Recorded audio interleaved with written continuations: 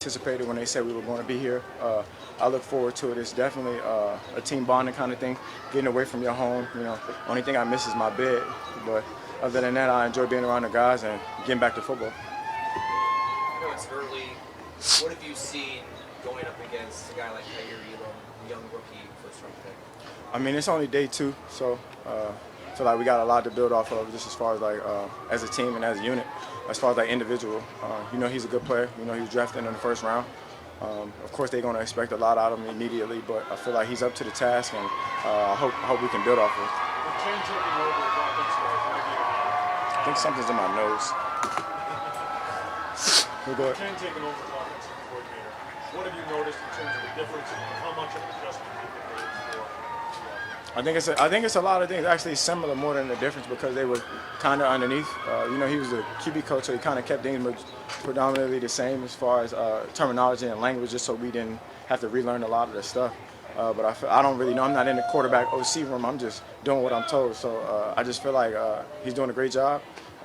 We just taking, like I said, we're just building off it brick by brick. It's only day 2. You know what I'm saying? Around like day 17, day 16, I'll let you know.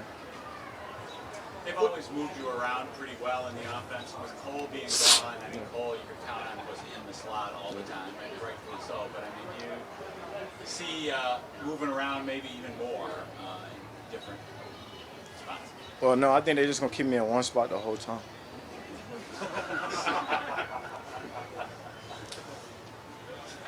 How much do you think Gabe Davis's performance in that playoff game was a launching point and prepared him for what should be a bigger role this year?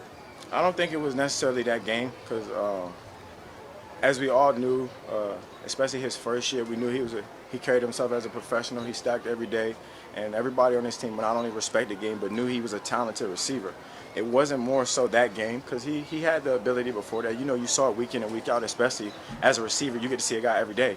So it was more so everybody else saw it rather than we saw it because I wasn't surprised of anything that he did that game.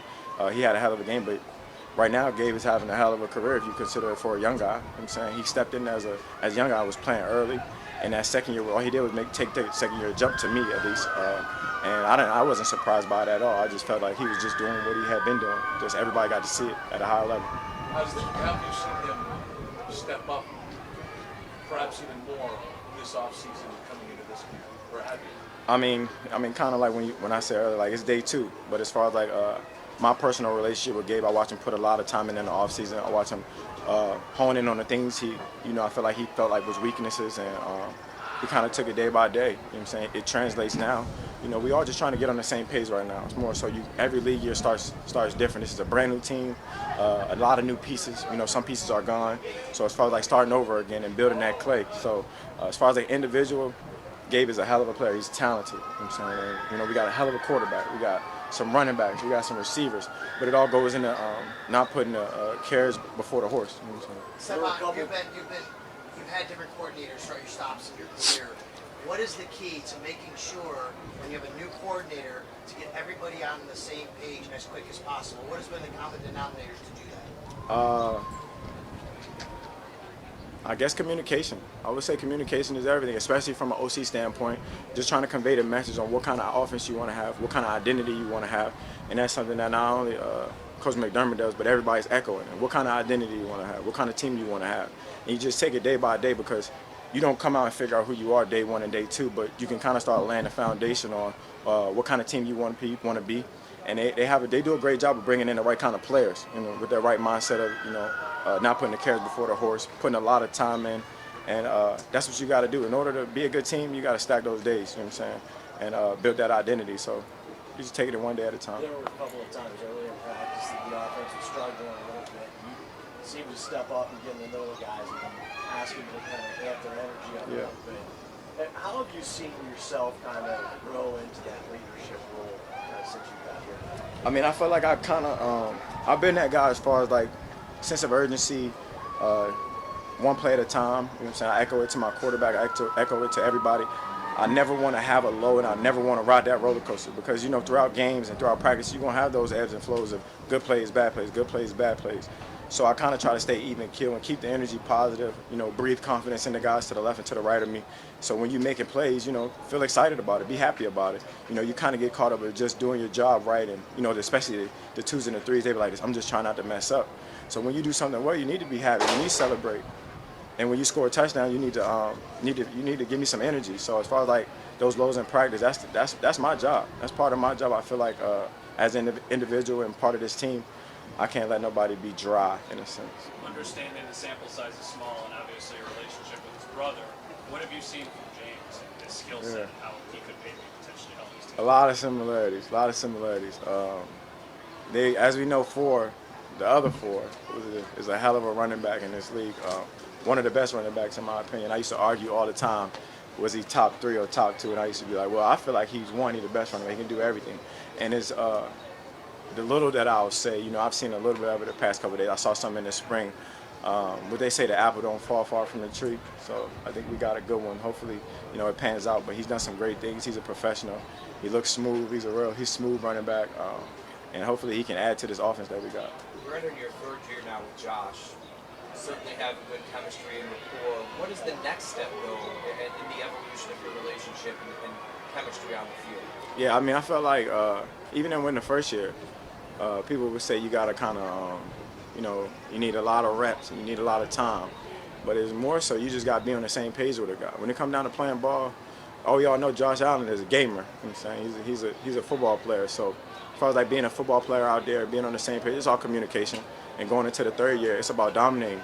That's my mindset. I don't want to lose. I never want to lose. I heard you, Coach. I never want to lose. But with him, staying where we need to be as far as like, Josh is super hard on himself as well. Good play, bad play, not riding that roller coaster. Your next play is your best play. And I believe that, that's my quarterback. You know what I'm saying? I'm rocking with him regardless. I just want to dominate and I don't want to lose.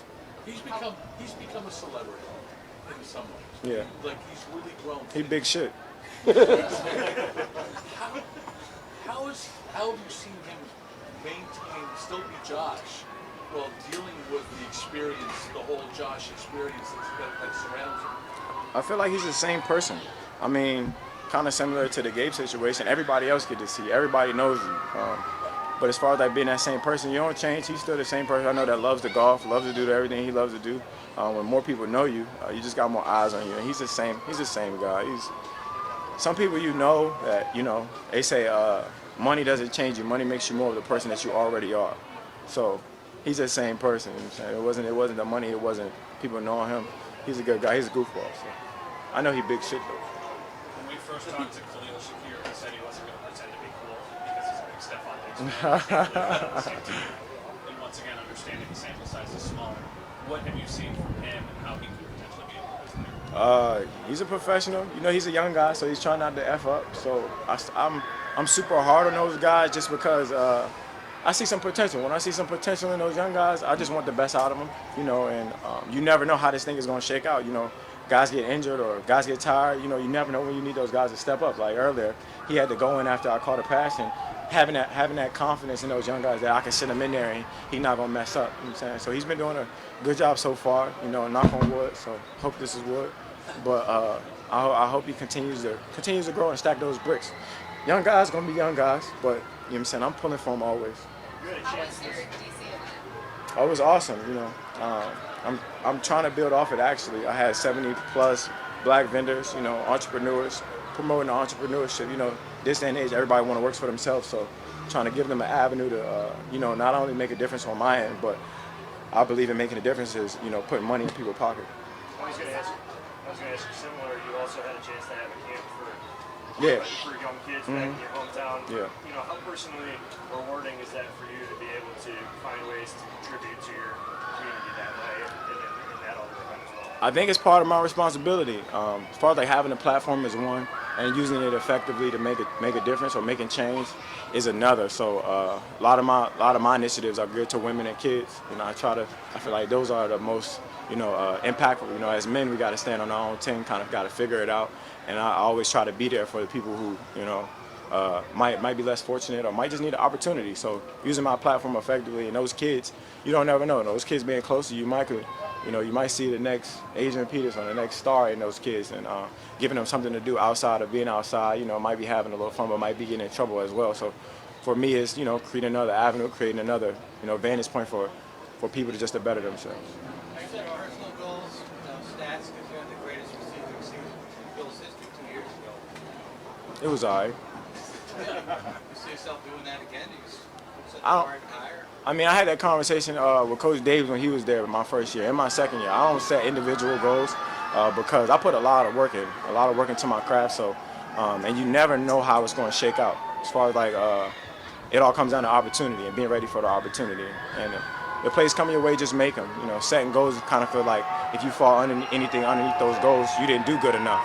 And I don't live in that world. I live in a world of my preparation gonna carry me over. You know, that's where I get my confidence from. It's from my preparation. So I wonder who's right there where they screaming. Hopefully it's Vaughn. There we go. I said, yeah, I don't live in a world of setting goals. I got some team goals, that's for damn sure. We all know, but individual, nah, I'll be all right. You feel you think guys around you better, like we talk about point guard basketball and other guys' numbers you try to bring to the table? I try not to live in that world either. I tell Lil Dirty all the time, like, only reason you're getting the ball is because I'm getting you open. But I'm only kidding. I'm only kidding because, you know, those guys put in a lot of time as well. But that's part of being a leader, in my eyes. How good are you making the guys around you? You know what I'm saying, not only individually, but can you get more out of a young guy? Can you get more out of an older guy? You know what I'm saying, as far as like pushing them, like a guy like Tavon Austin. You know, Tavon Austin in my city is a legend. You know what I'm saying, and back at home at least. He's from Baltimore, I'm on the other side, but he's a legend. You know what I'm saying, and having a chance and opportunity to play with him. How can you derive or bring some motivation to the table? How can you continue to push him, and how can he push me? So for me, I try not to live in that world, but I damn sure gonna die behind. I get a little dirty open. We you know, Last one, you mentioned you don't have individual goals. Yeah. But there are obviously team goals. And with the experience that you've been able to amass with this group and the step this franchise has taken, how ready, I realize it's early, but do you feel this group is to take that next step? I would say we got some experience. You know what I'm saying? We got experience getting to kind of where we want to go. Do we have the team? 100%. Do we have the people? Yes. Do we have the coaches? Yes. I mean, but it's onus is on us in the preparation and kind of building it day by day. I don't have individual goals for a reason because I set a standard for myself that I'm supposed to do well. You know what I'm saying? I expect to do well. I don't expect to do anything but catch the ball, get open, and that kind of thing. But for the team, that's why I'm saying pushing the guy next to you. We've been places. Have we been where we wanted to go? No. So you know where we're trying to go.